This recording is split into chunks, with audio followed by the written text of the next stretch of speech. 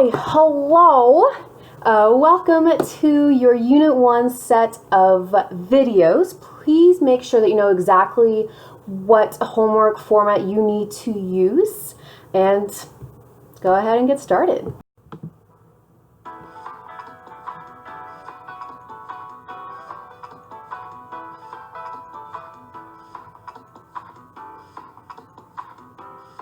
Alrighty guys, so let's go ahead and get started with your very first video for Unit 1, and our topic is going to be shift from Homo sapiens to the Paleolithic era to the Neolithic era. And as you can see, and I'm only going to highlight this once, I write down the unit number as well as the homework video number, and then right below it I write down the format that you need to use in order to complete this homework. So for our case, it is going to be skeleton notes, which you already should have. And if not, just go ahead and message me and we'll get it straightened out. Every now and then I'll have my face up on the screen. I'll be moving and shifting around just to kind of fit the video. If it gets too annoying, I'll stop it. Sometimes I won't even have myself in the video, but I thought for today it would be very fitting. So without further ado, let's go ahead and get started. So our objectives, what are we actually going to get out of these skeleton notes and out of this video for today? There are three main things that we're going to be looking and targeting. Number one, information to answer the class unit theme. And our class unit theme is, when should world history start? Number two, that was weird. Number two, basic understanding of the Paleolithic and the Neolithic era. And then lastly, number three, understanding the role of environment and climate and how it shifts and influences human behavior and just human life as a whole way back when.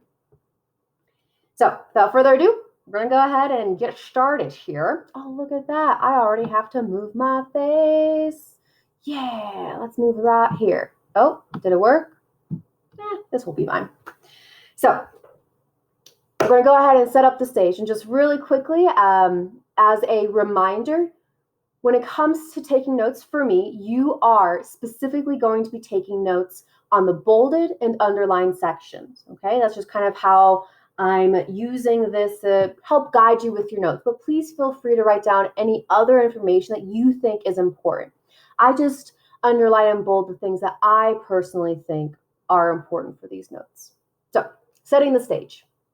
After Homo sapiens began to establish their place all around the world, a new era began to form called the Paleolithic era.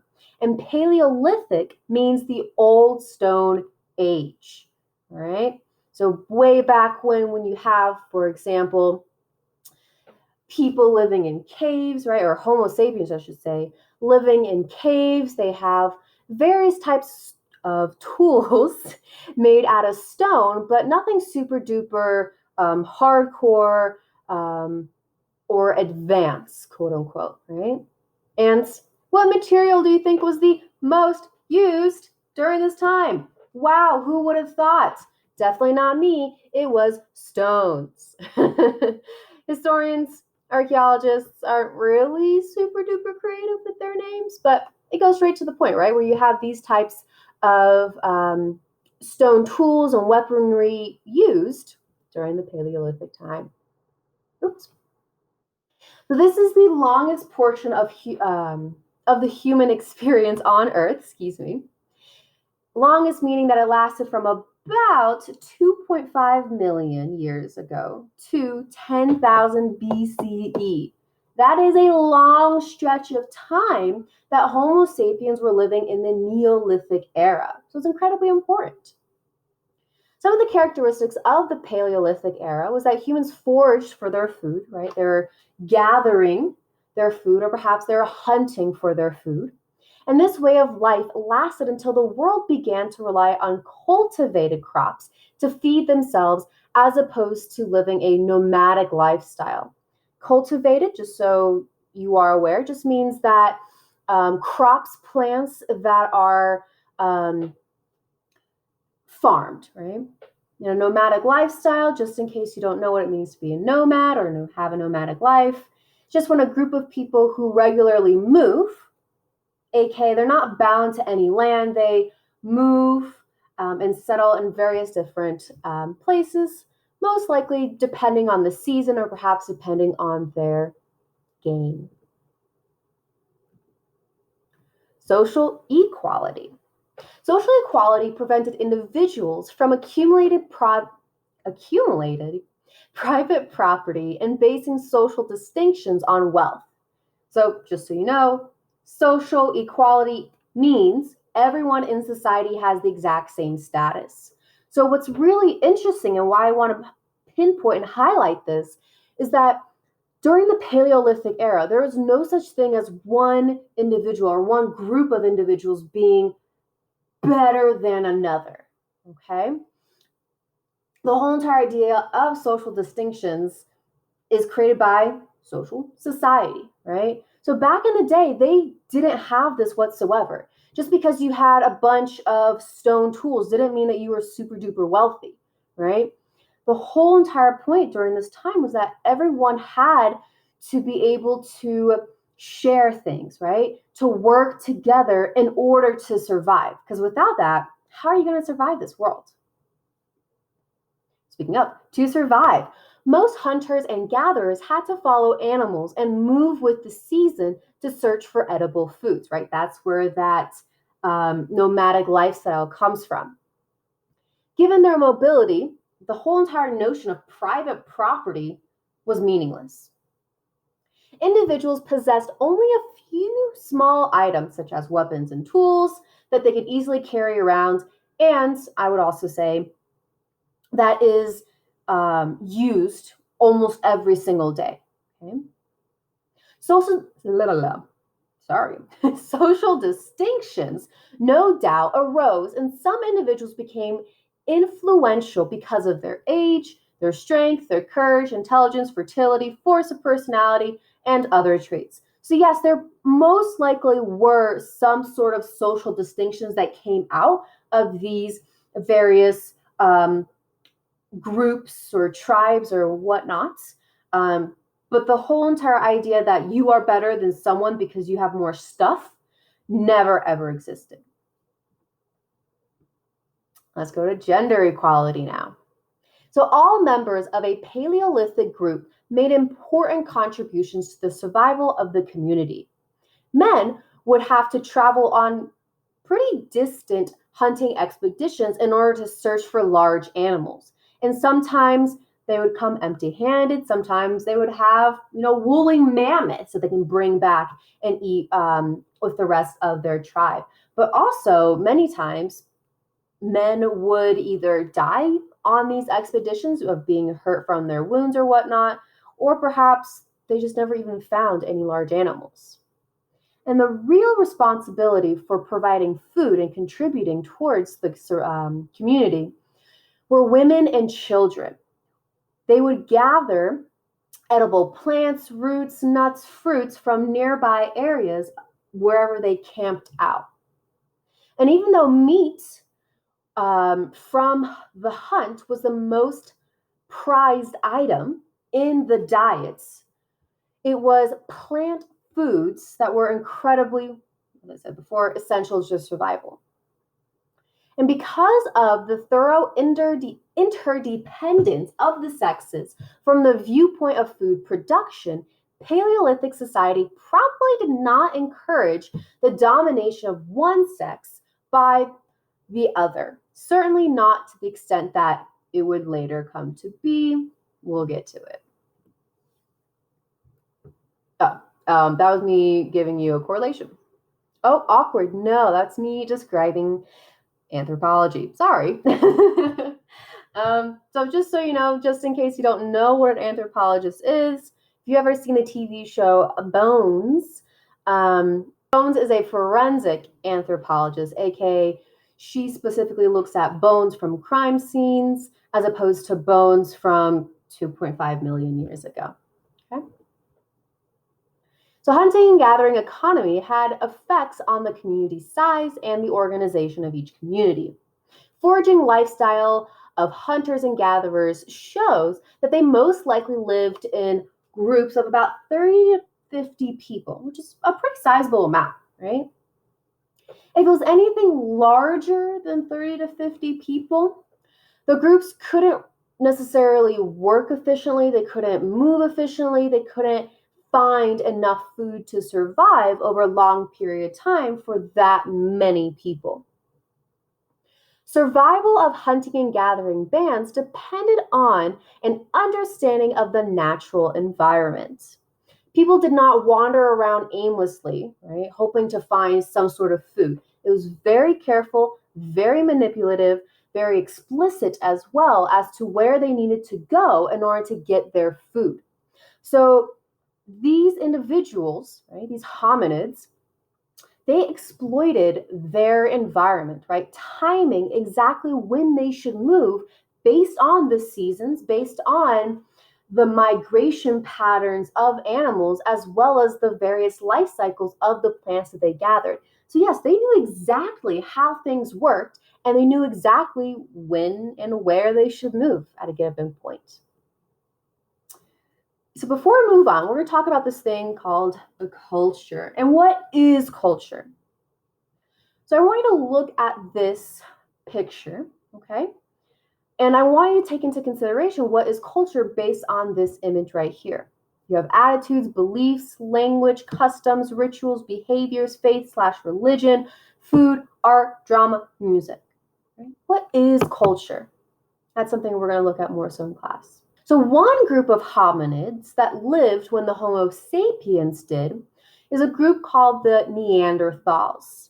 Right? And the Neanderthals gave an insight into a possible culture that the early humans experienced. And why are they called Neanderthals? Just named based on the valley that they were first discovered right over here, the Neander Valley in Western Germany. And the Neanderthals flourished in Europe and Western Asia between 200,000 and 35,000 years ago, but there are no Neanderthals, right, living and existing to this day. It is only Homo sapiens. And if you look at this image to your right, you're going to see, right, a skull of a Homo sapien and then a skull of a Neanderthal. And hopefully you can see the very explicit distinctions between the two because it's pretty apparent. Okay? And I want to look at two specific examples of culture that the Neanderthal showed through the Paleolithic era. So the most visually expressive creations of early Homo sapiens are the Venus figurines and cave paintings found at many sites of early human habitation. And we're going to specifically, for this slide, focus on the Venus figurines. What are they and what are they named after? Well, it's named after the Roman goddess of love, which is Venus, right? Or the Greek goddess of love, Aphrodite. It refers to these small sculptures of women, right, kind of found all throughout the world, that usually depicts exaggerated sexual features, right? So big butt, big boobs, most of the time.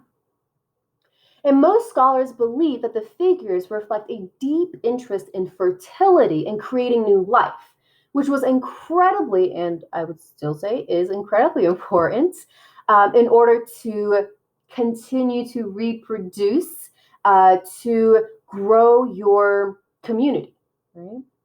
Another example of culture during this time are cave paintings. Okay? These are the most dramatic examples of prehistoric arts, and the best known places of these arts are found, yes, in caves. They're always in caves. One in France, the left one is in France, and the right one is in Spain. And you can see most of their art is just depicting either various scenes or most likely their natural environment, right? Specifically the animals that they saw. And it looks like, based on these images, what? Right? What do they see a lot of the time? So now, from the Paleolithic era, we're going to go ahead and shift towards the Neolithic era, which, guess what? Shocker, I know. It means the New Stone Age. Wow, so creative. And this era lasted from about 12,000 to 6,000 years ago. And it's the first first used the term because of advancements in tool-making techniques. So it wasn't as if during the Neolithic, excuse me, just gotta readjust. It wasn't as if during the Neolithic era they just found these new stones and they're chopping away and that's the new era. Not necessarily, right? They're still using relatively the same materials, but how they're using it and how they were constructing those materials are completely different, hence the different eras. Archaeologists found polished stone tools in Neolithic sites rather than the chip tools found in the Paleolithic sites. And it gradually became aware that something more fundamental than tool production separated the Neolithic from the Paleolithic era.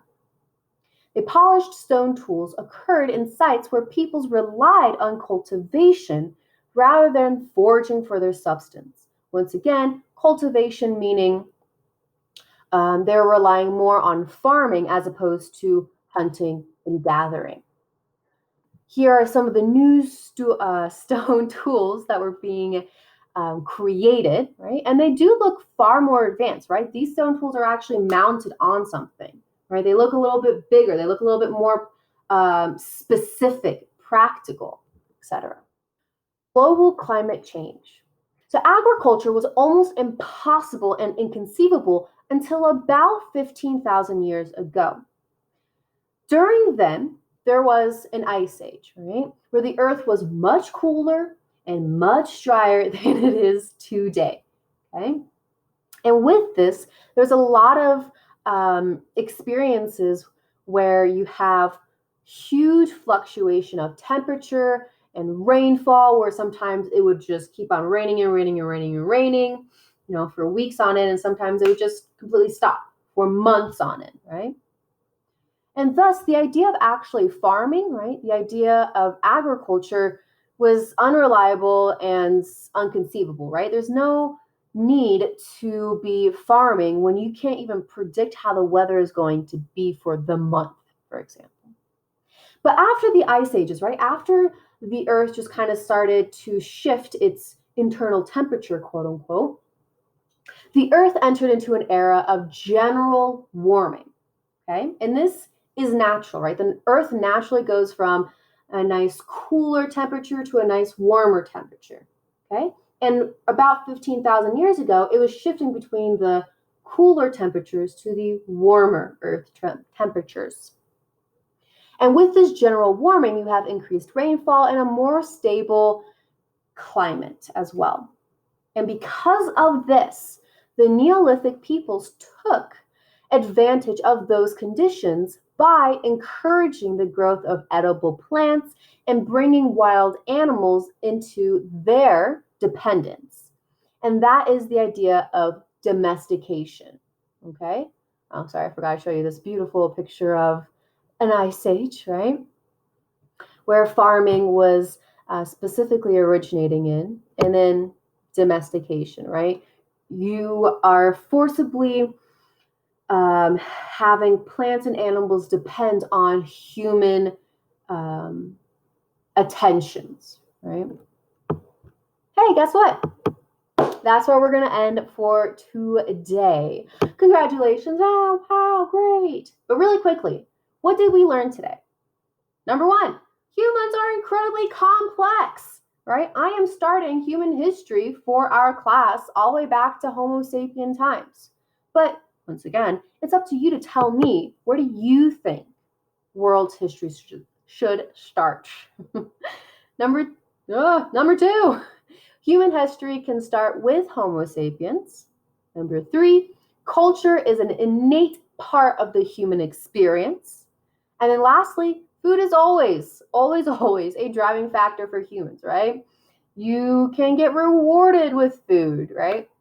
You can be motivated to do something if you have that nice food. For me, just so you guys know, it's honey buns. I will do anything for honey buns. I love them so much. So much, you guys. Anyways, that is where we are going to end it. Wow, what a fantastic, invigorating, insightful, productive, wonderful video that Miss I has created for you. Yes, I know, you can go ahead and clap for me. It's totally fine. Please, please, please make sure that you have completed whatever homework format I have asked and given to you for this video, and have a fantastic rest of your day. Goodbye.